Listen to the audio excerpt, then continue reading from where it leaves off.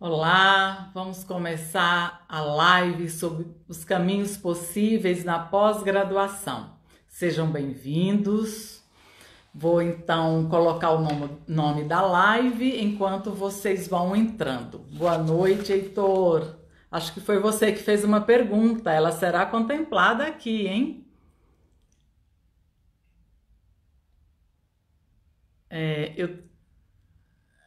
Vamos lá. Pós-graduação. Eu vou colocar como nome só pós-graduação. Não estou conseguindo. Bom, então vamos deixar isso de lado, né? Foi bastante divulgada, eu espero que as pessoas se lembrem o tema da live, quem for chegando. Boa noite a todos vocês, sejam bem-vindos. A live de hoje ela foi inspirada no questionamento dos títulos do ex-ministro da Educação. Ele tinha lá mestrado, doutorado, inclusive no exterior, e o título de doutorado foi negado, foi desmentido pela Universidade da Alemanha. Um outro título parece que na Argentina também disse que na verdade não aconteceu. No entanto, ele colocou no currículo Lattes. O currículo Lattes é a plataforma que abriga os currículos de professores e pesquisadores aqui no Brasil, vinculado ao MEC. Então é uma ferramenta extremamente séria, né? E tinha dados inverídicos. Bom, essa discussão toda me estimulou a fazer essa live sobre a pós-graduação, porque muita gente busca, está começando a pensar, outros já estão mais decididos, e é importante ter um conhecimento sobre o funcionamento disso tudo para que possa auxiliar na escolha de vocês. É claro que tem um caráter muito subjetivo, tem um caráter autoral, cada um faz uma escolha muito particular, mas os dados objetivos, uma vez conhecidos, eles podem auxiliar na tomada de decisão. Então vamos falar sobre tudo isso. Vou esperar o pessoal entrar, vamos ver, Vicky, Marta, Gandarilhas, meu querido amigo Alberto, bem-vindo. Clarice, Maria, Rogério, Fernando, bem-vindos. Vamos aguardar mais um pouco. Inclusive, vocês vão ter duas formas para perguntar: ou escrever, ou até mesmo dividir a tela comigo e participar da live para fazer uma pergunta. Como eu não tenho um convidado, hoje eu vou discorrer sobre o tema, eu gostaria de poder contar com vocês. Acho que é uma aproximação bacana, né? Fica mais evidente que está tendo uma troca e uma discussão. Tony, bem-vindo. Elis, a Bezerra Lima, não dá para saber o primeiro nome. Jugo, bem-vindos. Vamos aguardar mais um pouco. Tô vendo os coraçõezinhos, isso é bom, obrigada. Elaine, bem-vinda. Vocês, inclusive, podem enviar pelo aviãozinho a live para os contatos de vocês que estão online e que possam ter interesse nesse tema, tá? É bom para, né, enriquecer a discussão. Vamos lá, tem alguém aqui que está exatamente nesse momento ali envolvido com essa decisão, se vai fazer uma especialização, um mestrado, um doutorado, que está, namorando essa possibilidade, mas ainda não tomou a decisão? Se tiver, bem-vinda, Cláudia. Vocês podem falar aqui já para a gente ir aquecendo o bate-papo. Quando eu falar da escrita acadêmica, vale também, pessoal, para quem está fazendo o TCC, o trabalho de conclusão de curso. Os princípios são os mesmos, então vocês também podem perguntar, e até qualquer outra pergunta sobre o TCC também é escrita acadêmica, tá valendo. Não é da pós, é da graduação, mas vale sim. Dani, Matos, bem-vindos. Esperar mais minutinhos para começarmos pontualmente, esperar mais pessoas chegarem. Vocês podem encaminhar a live e para quem está online. E também nós podemos aí dividir a tela na hora das perguntas. Então eu vou começar fazendo uma explanação sobre a pós-graduação e aí depois eu abro para as perguntas. Walter Brito, bem-vindo. Odaí, Maria Júlia, muito bem-vinda. Já vamos conversar nós já estamos, né? Eu gostaria de saber em que cidade vocês estão, se vocês puderem informar.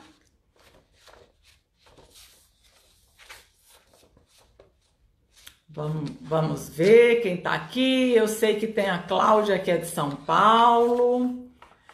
Gisélia, bem-vinda. Olha, tem a Priscila, psicóloga de Santos. O Rogério de São Paulo. Eliane, de onde você é, Eliane? Onde você mora? Fala pra gente. Bem-vinda, Rosana. Logo vamos começar. Só tô esperando mais pessoas chegarem. Enquanto isso, boa noite. Ó, Fortaleza, muito bom. Uma pessoa de Fortaleza comprou um livro essa semana, aquele livro da Psicologia, Relações com o Contemporâneo. Ituverava, aqui interior de São Paulo, Ana Silvia, um abraço, minha xará. Josana, minha conterrânea. Ana Carolina, bem-vinda. Boa noite. Olha, mais uma pessoa do Distrito Federal, a Marta.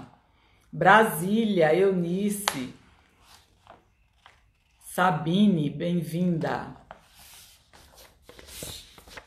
Bom, eu vou deixar os comentários durante toda a live porque ele tá de mal comigo. Eu não consigo tirar esses comentários. Então vamos lá. Vou ser pontual. Aliás, falta um minuto ainda, hein? Bem-vinda, Kátia, Ana Carolina de Brasília, o Arnaldo, a Gisélia de Remanso. Boa noite, Josana. Daia chegando. Vamos falar sobre a pós-graduação, né? Tem tanto mito, tem tanta história e tem uns que a busca aumentou muito, né? No entanto, tem gente que consegue levar até o final, outros se desencantam. Vamos tentar entender o que acontece para que isso seja evitado, né? Vamos falar sobre tudo isso. Bem-vinda, Cibele. Bom, então vamos lá. Eu vou começar, vou tirar os óculos, eu fiz um roteiro. O nome da live é Pós-Graduação, Caminhos, Escolhas e Escrita, né? O nome já é bem claro, né? Tudo a rigor que vem após, depois da graduação, é uma pós-graduação, só que tem vários níveis, várias propostas de curso diferente e titulações também com pesos distintos, né? Então a gente tem desde o curso livre, que se faz depois da pós, mas que você não te dá nenhum título. Por exemplo, um curso de 2 horas, um curso de 4 meses, que pode ser muito importante para a sua formação, mas não tem um título específico.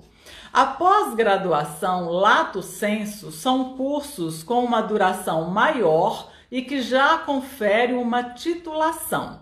Nós temos aí a especialização e o MBA, tá? Então, o MBA é um modelo importado de fora, claro, se é importado é de fora, né? Mas ele é da área de administração. Então, o objetivo do MBA é excelência voltada para a prática. Então, tem um caráter muito assim de quem vai atuar nas empresas. Ou seja, não é destinado para aquela pessoa que quer seguir a carreira acadêmica, quer ser um professor de administração de empresas, por exemplo. Mas quem quer ter um estudo aprofundado, sim, de conceitos teóricos, mas que envolva ali uma preparação para a aplicação desses conceitos dentro de uma organização. Geralmente, os profissionais de empresa privada procuram mais o MBA do que os profissionais de empresa pública ou de instituição pública. A especialização, ela oferecida em todas as áreas praticamente. E a exigência do MEC é que a carga horária mínima seja de 360 meses. Então é um curso mais extenso. E dependendo da área, pode até envolver um módulo prático, um módulo de visitação ou de observação ou de estágio. Isso é uma opção. As instituições de ensino superior, portanto, as universidades, estão habilitadas a oferecer a especialização. Somente as universidades podem titular, tá? Então, se tem uma escola de psicanálise, por exemplo, e que não é uma universidade ou uma faculdade de psicologia, ela não pode dar um título de especialista. É só um exemplo, tá? Mas as faculdades podem. E aí, eu imagino que a maioria das pessoas que estão aqui são psicólogos ou psicanalistas. Então, eu vou direcionar os exemplos para esses campos. Mas se tiver alguém de outra área, pode ficar à vontade para perguntar também. Bom, então, gente, o MBA é um curso muito forte no sentido assim que se propõe a um aprofundamento, a uma seriedade e tem um grau de dificuldade importante. O que eu observo no Brasil é que tem alguma banalização na oferta de MBAs. Então, tem cursos que fogem até um pouco da administração, mas que fazem ali um arranjo, uma maquiagem para chamar de MBA, porque vocês sabem que o brasileiro, no geral, valoriza muito tudo que é importado. Então, tenho bastante cuidado na escolha. Não é porque se chama MBA, que quer dizer que é um excelente curso. Depende da proposta da instituição que está oferecendo. Depende dos professores, da titulação dos professores que compõem esse curso, da seriedade com que a universidade oferece, tá? Então, tão importante quanto escolher o tema, quanto escolher o orientador do seu mestrado ou doutorado, é você escolher também a instituição, porque a instituição séria tende a trazer professores com uma formação muito ampla, muito consistente. Bom, saindo do lato sensu, a gente vai para o estrito sensu, que abarca o mestrado, o doutorado e o pós-doutorado. São títulos diferentes. O título, na verdade, é de mestrado e o de doutorado. Aí tem toda uma discussão se o pós-doc é título ou não. Nas pesquisas que eu fiz, não é exatamente um título, eu sou pós-doutora. Não, eu não sou pós-doutora, eu fiz pós-doutorado. Não estou dizendo que eu fiz, tá? É só um exemplo. A pessoa vai falar, eu fiz pós-doutorado, mas não existe um título de pós-doutor. O título é ou de mestre ou de doutor. E o mestrado, ele precede o doutorado. Então, quando a gente sai da especialização que busca uma pós-graduação estrito sensu, o caminho natural é o mestrado. O mestrado tem um objetivo muito forte que vem junto com todo o conhecimento específico que vai ser adquirido ao longo dessa trajetória, que é também aprender a fazer pesquisa. Então, a parte metodológica, ela é bastante forte. No Brasil, nem toda faculdade tem uma formação robusta na graduação em relação à metodologia, ao estudo do método científico, que é o método das pesquisas acadêmicas, é o método científico. Então, é preciso conhecer e dominar esse método para que se faça realmente um bom trabalho. É um dos requisitos, não é o único. Então, o que se percebe é que as pessoas, um bom número de pessoas, chega no mestrado sem muito conhecimento sobre método científico. E aí, então, esse vai ter que ser o primeiro passo a ser cuidado. Porque, de cara, quando você vai fazer uma pesquisa, você tem que escolher se essa pesquisa ela vai ter uma natureza qualitativa, quantitativa ou mesmo mista, que é a junção do quali com o quanti. A qualitativa, ela é muito apropriada principalmente para a área de humanas, porque é uma pesquisa que dá voz às pessoas que vivem aquele tema que está sendo pesquisado. Então, você vai fazer um estudo aprofundado, dando voz às pessoas. Então, você vai... A preocupação é o aprofundamento, é o conhecimento aprofundado dos dados com que você vai trabalhar. Diferente a pesquisa quantitativa, que como o nome sugere, né, quantidade. Então, geralmente vai se contar a incidência em que um fenômeno aparece em determinada população. É muito comum, muito apropriado, por exemplo, para medicina, para biologia, para engenharia, e por que não para a psicologia? A psicologia pode, mas não é muito usual, porque o indivíduo ele é dotado de subjetividade. Então não tem uma preocupação em estender a experiência de uma pessoa para as demais, porque o caráter singular, né, não permite isso. O ser humano, cada pessoa é única. Então, não tem essa história de pensar, por exemplo, todo mundo vive o luto da maneira X. Não. Cada um vive de um modo próprio, embora tenha semelhanças na experiência de luto. Sim, porque o fenômeno é o mesmo luto, mas é o luto somado à subjetividade de cada sujeito. Bom, deixa eu só consultar aqui. A duração de um mestrado, ela vai de 18 a 24 meses. Então, é importante, né? Também, além de saber a natureza da pesquisa, ter um recorte bem definido. É um estudo mais curto em comparação ao doutorado, em relação ao tempo, portanto não dá para ser um trabalho tão amplo, uma pesquisa tão ampla, porque não terá tempo hábil de ser concluído e precisa ser finalizado, né? Precisa ser encerrado esse estudo. Então, geralmente pega-se um aspecto dentro de um determinado tema e se investiga isto. Por exemplo, a minha pesquisa de mestrado foi sobre executivos expatriados, esses executivos que são transferidos pela empresa para trabalhar numa filial em outro país. E esse é um tema muito amplo. Você pode ver variados, vamos dizer assim, subtemas dentro disso, né? E outra coisa, tem executivo solteiro, casado, tem a executiva, tem o cônjuge acompanhante, então tem várias facetas. O meu recorte foi o executivo, que o executivo já é um solteiro, porque não somente os executivos são expatriados, profissionais de outros cargos também podem ser, então executivo já é um recorte. Eu trabalhei só com homens, que é outro recorte, e solteiros com outro recorte. Por quê?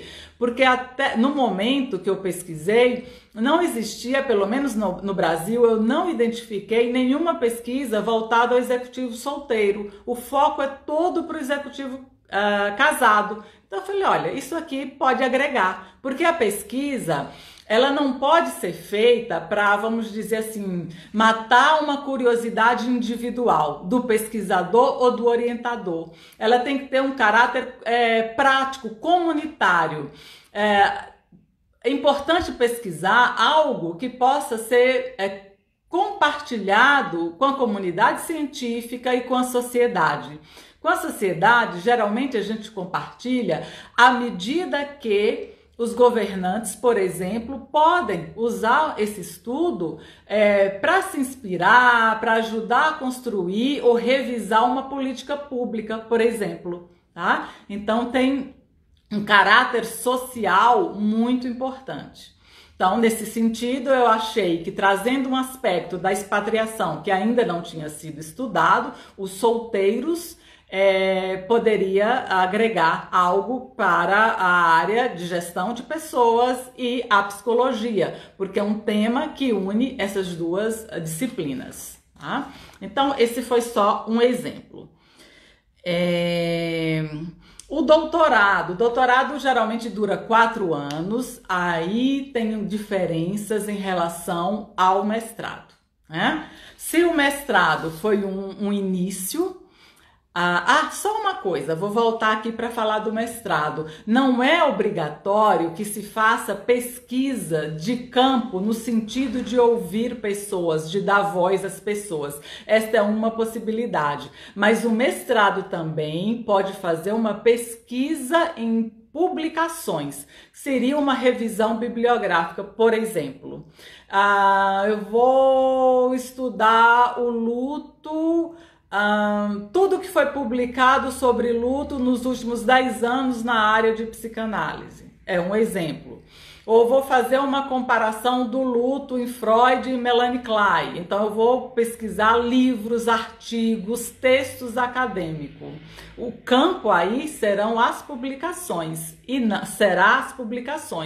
não as pessoas, tá? Então tem essa outra possibilidade que eu acho importante ressaltar.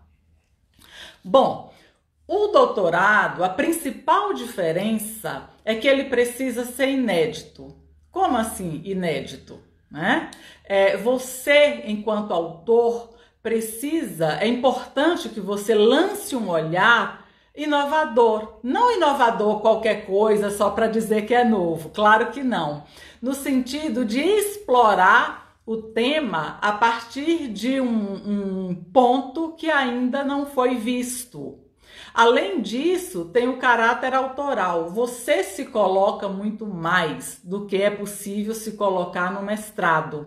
Você vai ter uma escrita própria. Sim, vai citar autores, você pesquisa e é fundado em publicações. Todo o trabalho acadêmico, científico, ele ocorre a partir de uma pesquisa bibliográfica ampla, que é o chamado estado da arte. A primeira coisa, seja no mestrado ou no doutorado, é muita leitura. Você vai pesquisar o que já se conhece sobre esse tema que você está se propondo estudar. Isso é chamado estado da arte. Então é preciso conhecer o estado da arte. E você vai trazer esses autores para o seu texto.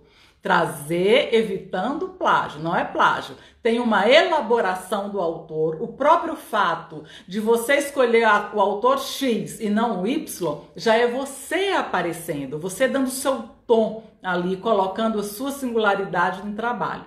Né?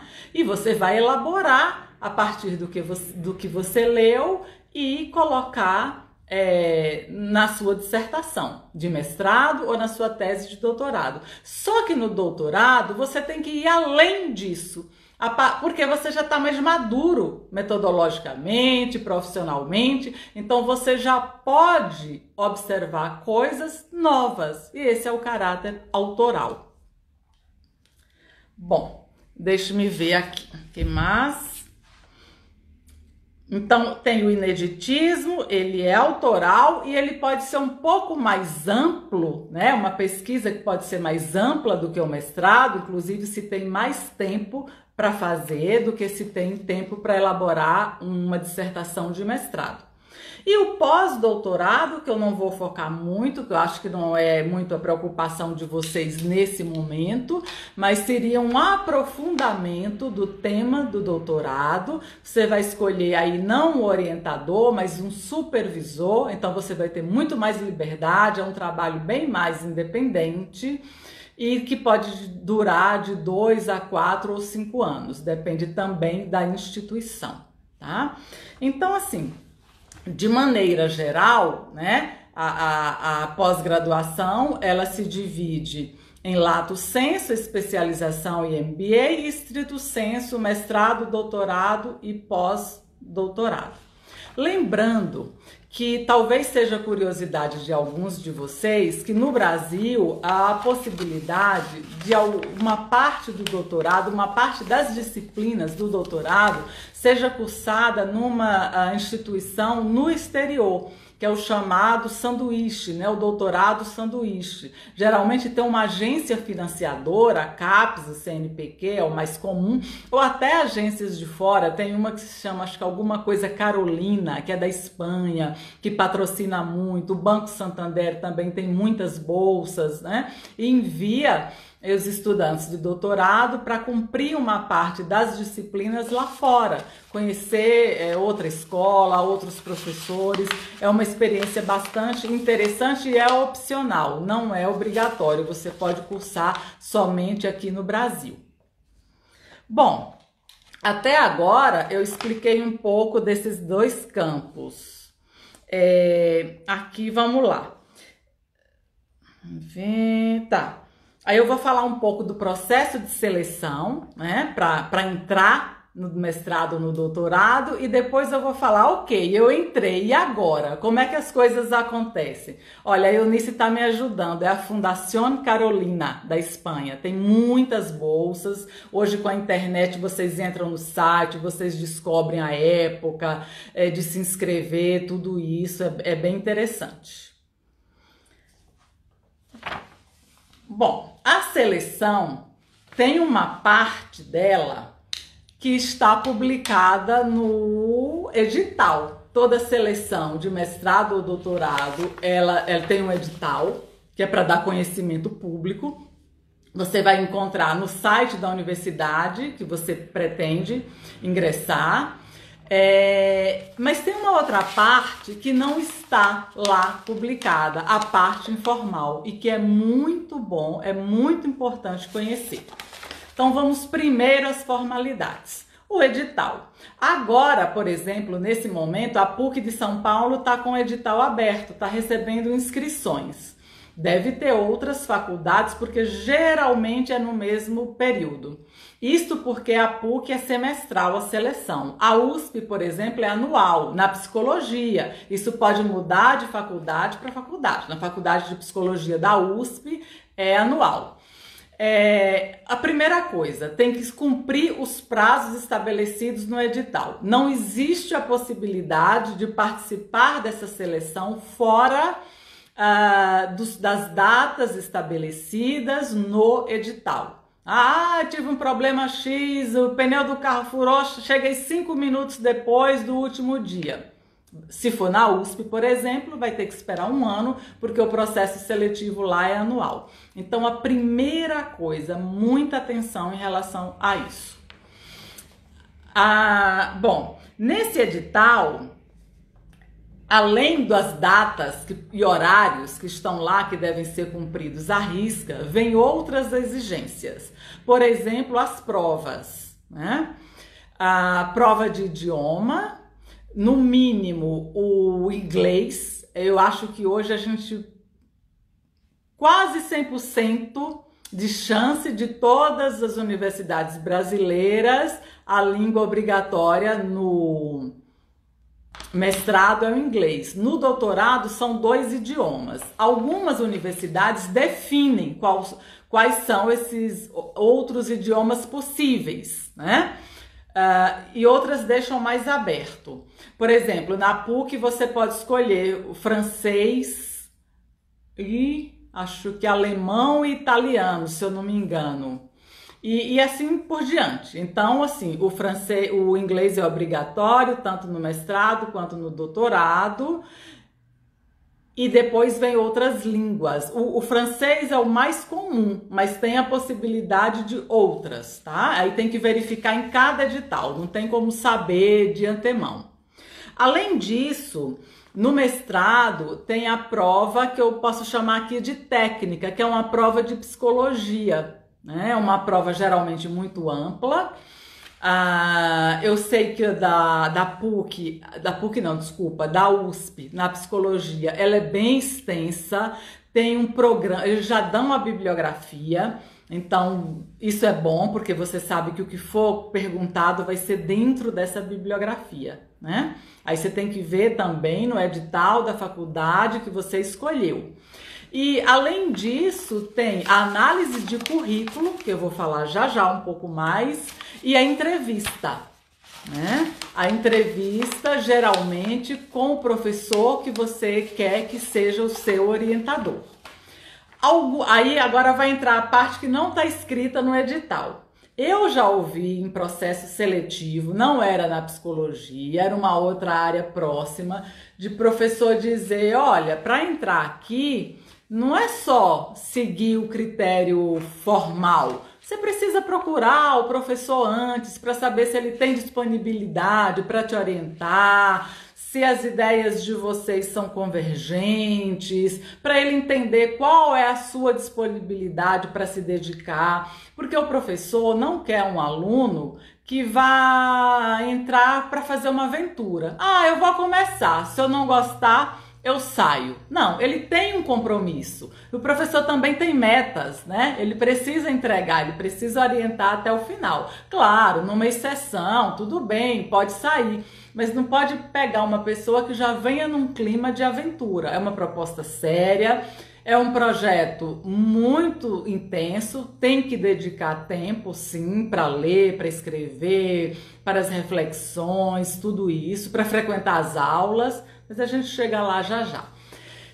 Então, é importante que você converse, se possível, com algum aluno da instituição em que você quer ingressar, para ele te dar algumas dicas de como é lá, se tem alguma coisa fora dali. As universidades federais, elas tendem a seguir muito mais rigidamente, ou melhor, estritamente, o que está no edital.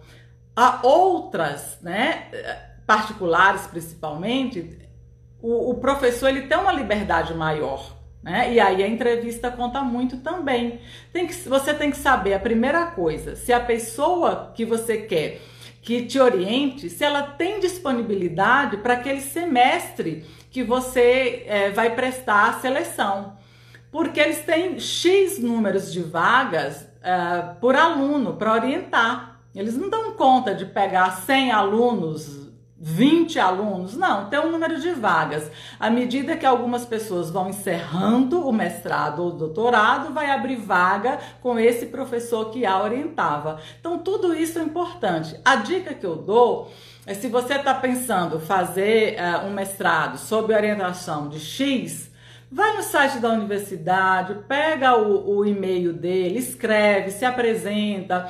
Professor, olha, eu terminei a graduação em tal ano, estou pensando em prestar tal, o meu tema, minha intenção é pesquisar o tema tal, e aí começa a trocar informações. É possível que ele te peça um projeto de pesquisa já para ele orientar, ou se ele não tiver vaga para o próximo semestre, muito provavelmente ele vai falar, olha, se você puder ver com outra pessoa, eu não tenho vaga no momento. E aí você vai decidir se você vai buscar um outro ou se você prefere esperar porque você quer muito esse professor, porque vocês têm afinidade, o tema que ele trabalha é o tema que você está a pesquisar, seja lá, né, por que motivo for.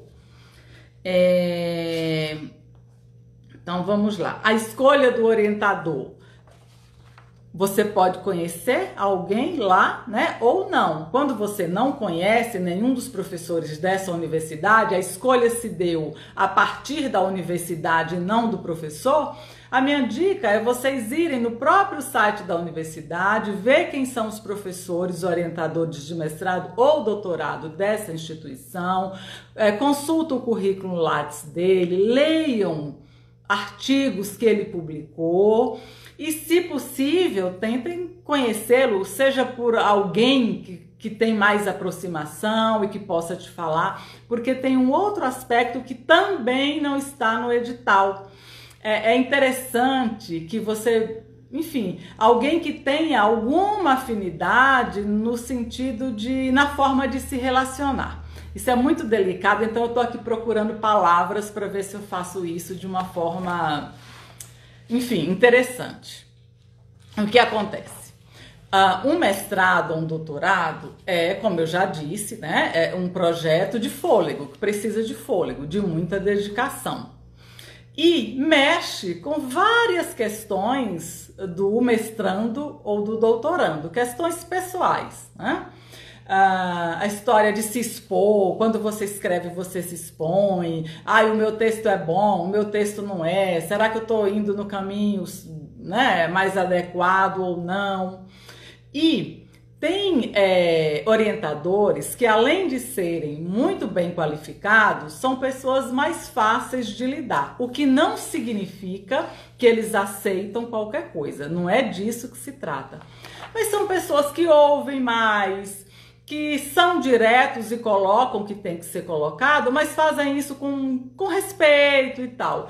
E tem outros que já ficam ali meio que numa redoma, que você não vai poder falar muito. Às vezes tem alguns até que falam, olha, eu oriento se você estudar, se a sua pesquisa for sobre o meu tema também de pesquisa, se for um desdobramento da minha pesquisa, então você de cara já não tem liberdade nem para escolher o tema, né? Então tem esses aspectos aí relacionais que são importantes. Já vem muita gente sair das reuniões de orientação chorando, né? Em função do modo como o orientador falou com a pessoa.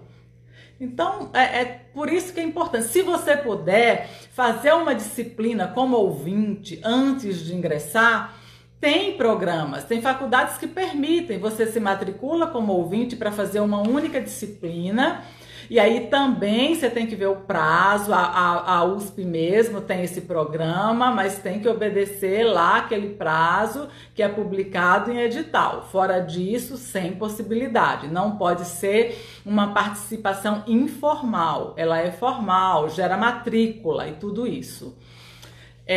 Isso é bacana, porque vocês já vão se conhecendo a forma de trabalho deste orientador, né? E de qualquer forma já vai ser duro, porque tem que ter muita dedicação, um investimento libidinal aí muito alto, investimento de horas, de leitura. Então, via de regra, é um processo árduo, mas muito prazeroso, muito gostoso para quem é atraído pela pesquisa, pelo estudo, pela reflexão. O crescimento é assim, é nítido, né? Eu era uma antes de entrar no mestrado profissionalmente e outra depois que saí. O ganho o crescimento é muito importante, muito significativo. Você vai se dedicar ali muito profundamente àquele tema que você escolheu. E o resultado, pelo menos no meu ponto de vista, é muito, muito gratificante. Bom, além do título em si, né? E qual é a importância do título? Além de mostrar para papai e para mamãe, né? O título de mestre, ele lhe habilita para dar aula no ensino superior.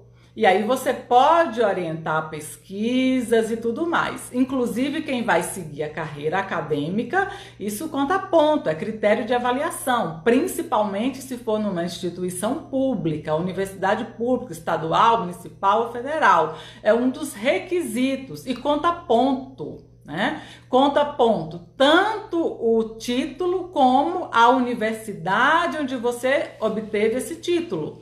Tem uma avaliação do MEC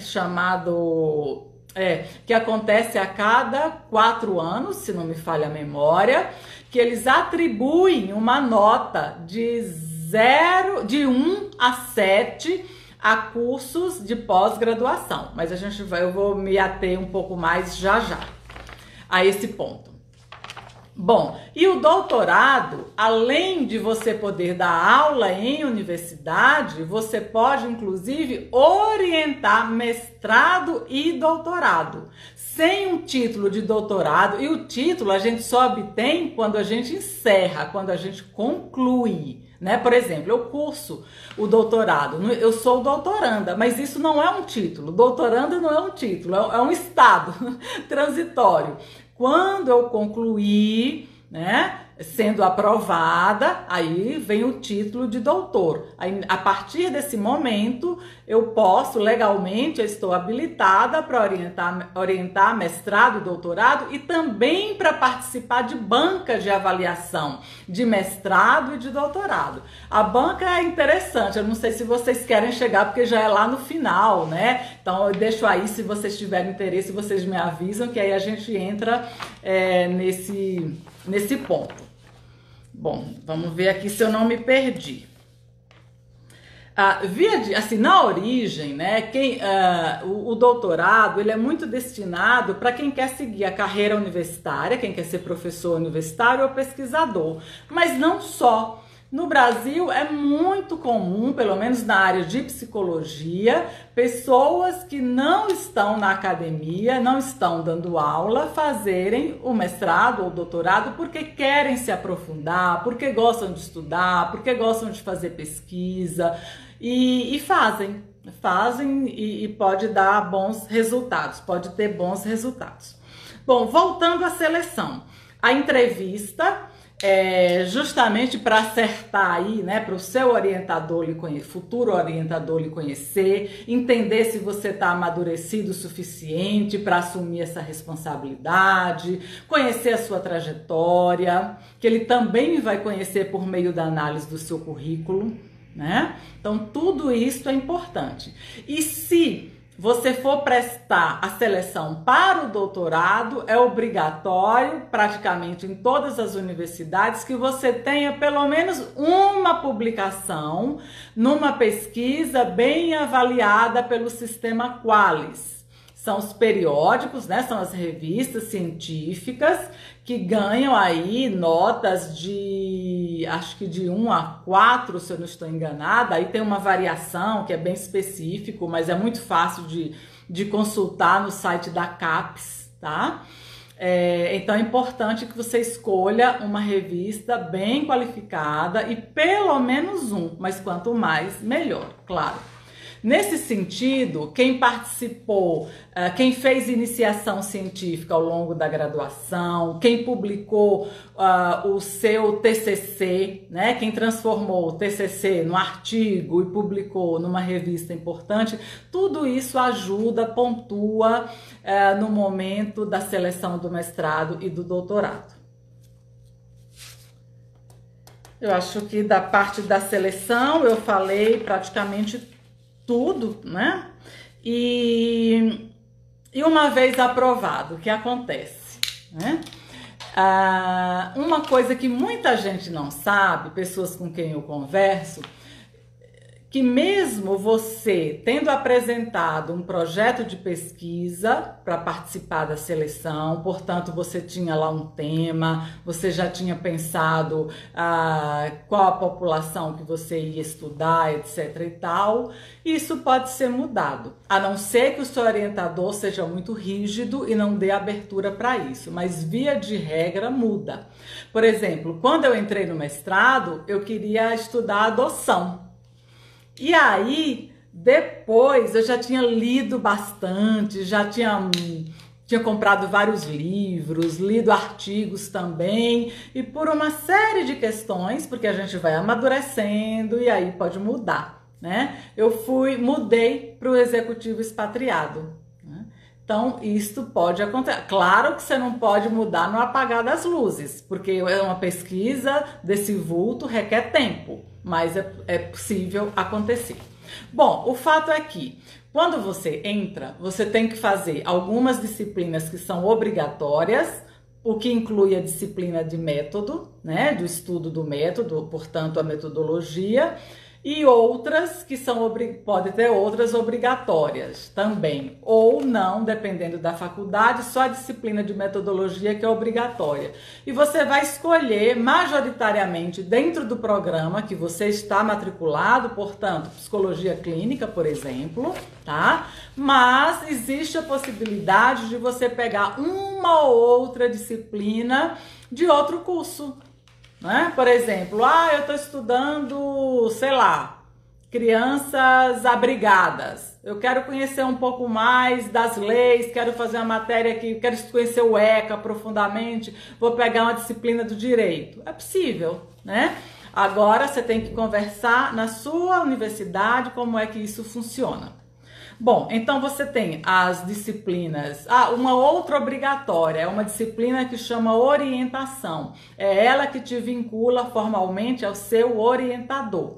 Você não vai cursar em sala de aula, você vai ter encontros com o seu orientador para justamente tratar do seu trabalho.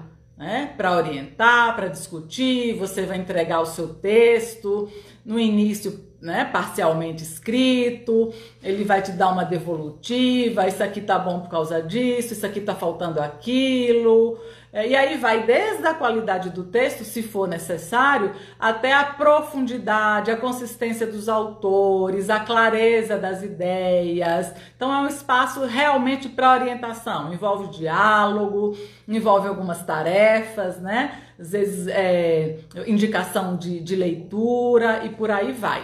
Então ele é um processo que vai sendo construído, desenvolvido ao longo de todo esse período. Algumas universidades também exigem, então, portanto, obrigatório, que ao longo do mestrado e do doutorado se publique alguns artigos, tá? Então você vai aproveitar geralmente já um material da sua pesquisa para publicar, embora o trabalho final que você vai entregar, que você vai defender, seja mestrado ou doutorado, não pode ser publicado antes, mas uma parte dele você pode utilizar para a construção desses artigos. Deixa-me ver o que mais. Uma pergunta que eu recebi foi sobre bolsas. As bolsas no Brasil, a gente conta com duas principais agências financiadoras, o CNPq e a CAPES. Né? Então você tem que ver dentro da sua universidade, geralmente tem o edital de bolsas e abre uma inscrição naquele período e você apresenta o seu projeto de pesquisa e vai participar aí da seleção da bolsa.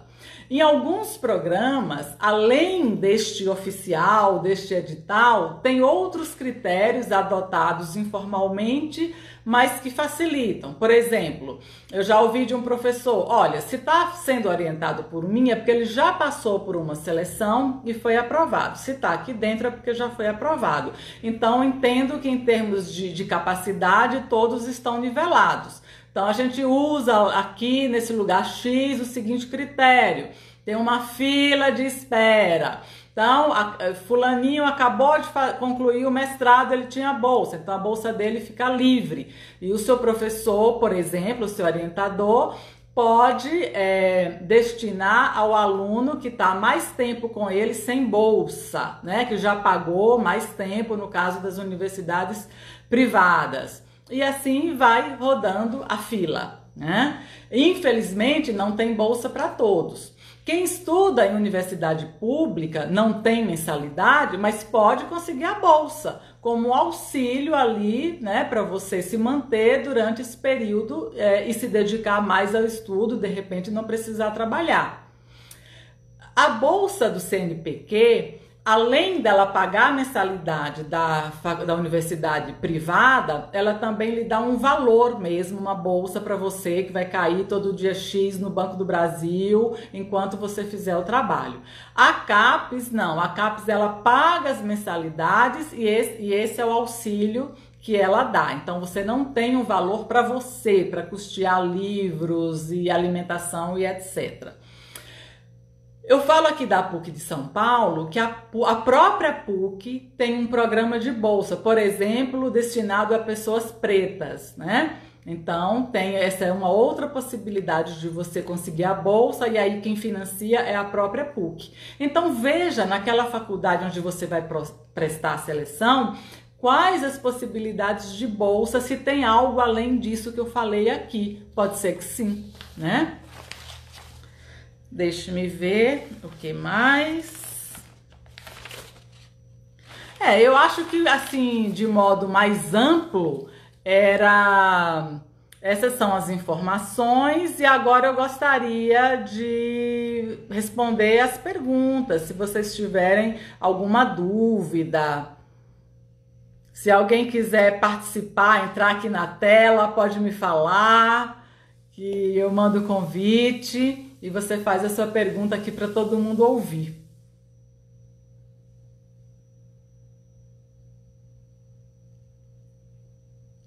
Aqui tem o Milton, a Cristina Lemos e a Cláudia Donato, com solicitações. Vocês querem participar e fazer pergunta? Me manda um sim ou não. Oi, Gabriela, pode falar.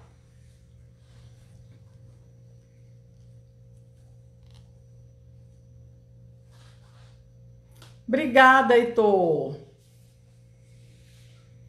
Fiquem à vontade para perguntar, pode ser escrito ou pode entrar aqui, conversar um pouquinho comigo na tela. Deixa eu ver quanto... nós ainda temos aí uns 10 minutos, 5 minutos por aí. Olha, eu oriento só TCC, porque eu não tenho mestrado, então eu só oriento TCC, portanto a graduação, eu estou na Unip tem 4 anos, eu não oriento mestrado nem doutorado ainda, quem sabe a partir do próximo ano, quando eu concluir o doutorado, né? Oi, Jussara, um abraço. Mais perguntas?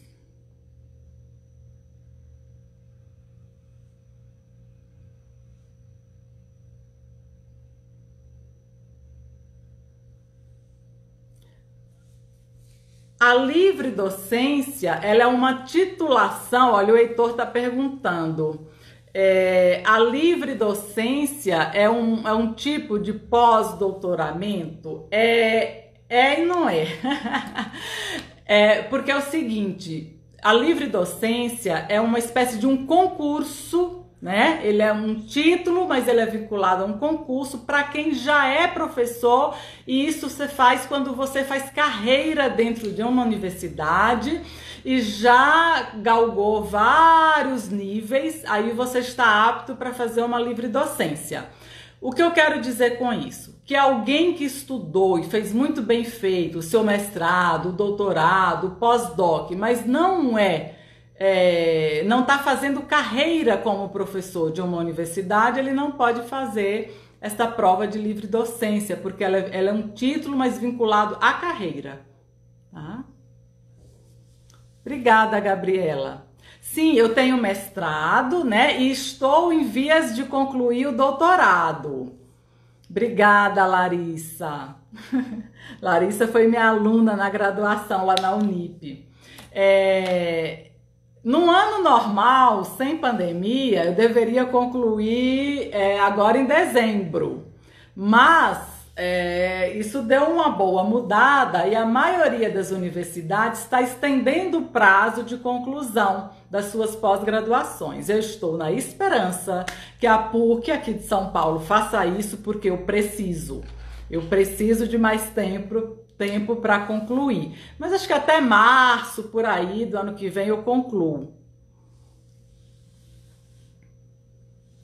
Mais perguntas?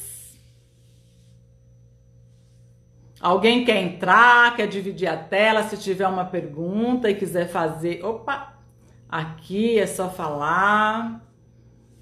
E aí, quem está considerando entrar no mestrado e no doutorado em breve?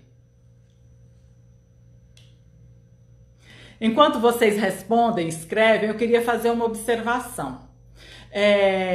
Vamos supor, a pessoa saiu há pouco tempo do curso de psicologia, aí fala, eu vou fazer um doutorado para me preparar para atender. desculpa, um mestrado. Eu acho que esse não é o melhor caminho. Se você é recém-formado e quer um curso que te prepare para a prática clínica, eu acho que a especialização ela é voltada a isto, né? Porque o doutorado, o mestrado, você não vai ver, por exemplo, a parte técnica, você não vai ter uma preparação nesse sentido para uma prática clínica. É claro que você sai de lá mais enriquecido, com conhecimento profundo naquele tema em que você escolheu. E isso te ajuda, mas só isso não é suficiente para uma atuação clínica.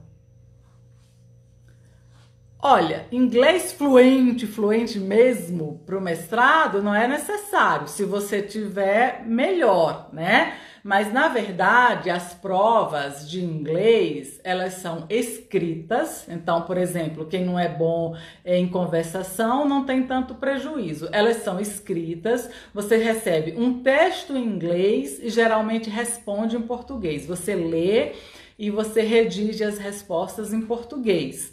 Então, acho que um nível ali intermediário mesmo, de verdade, dá conta, né?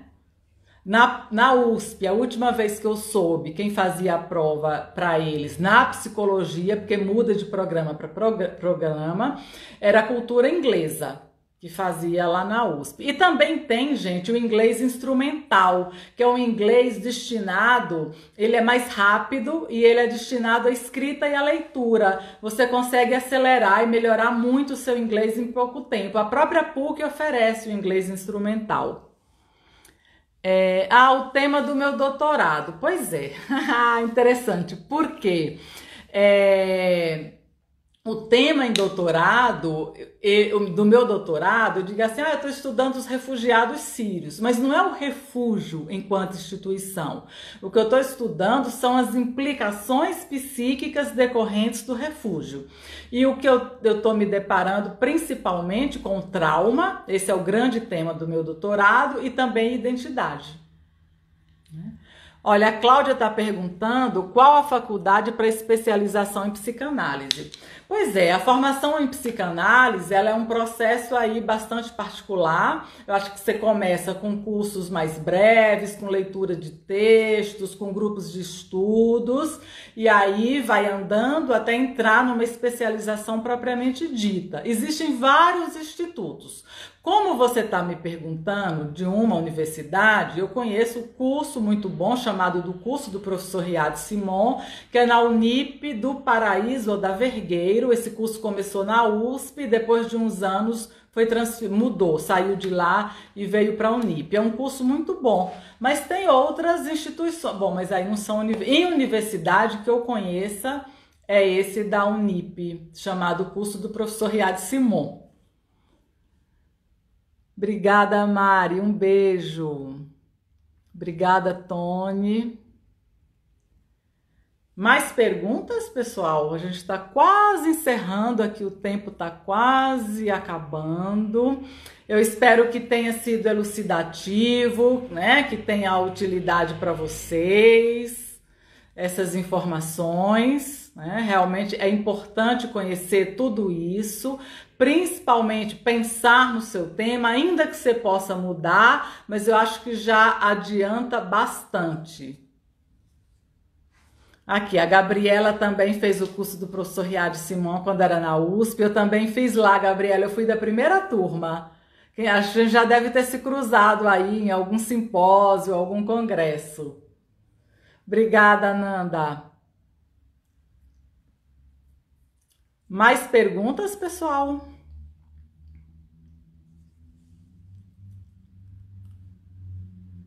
Eu tenho um vídeo no YouTube que fala da formação em psicanálise. Acho que vale a pena vocês verem, né? E também essa formação pode ser complementada com o mestrado e com o doutorado, sem dúvida nenhuma. Obviamente, orientado por um psicanalista, né? Bom, pessoal, então como vocês não estão com mais perguntas, podemos encerrar? Legal, Gabriela.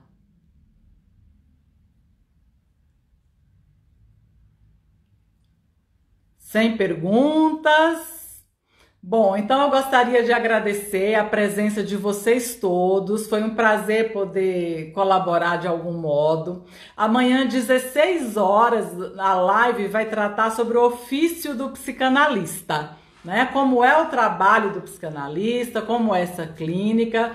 Eu vou receber o Alexandre Simões, que é um psicanalista lacaniano, amanhã, 16 horas. Vocês são convidados.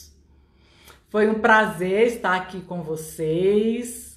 Obrigada, Cláudia, Heitor, Gabriela, todos vocês que estão aqui, a turma de Brasília, de Remanso, de Fortaleza.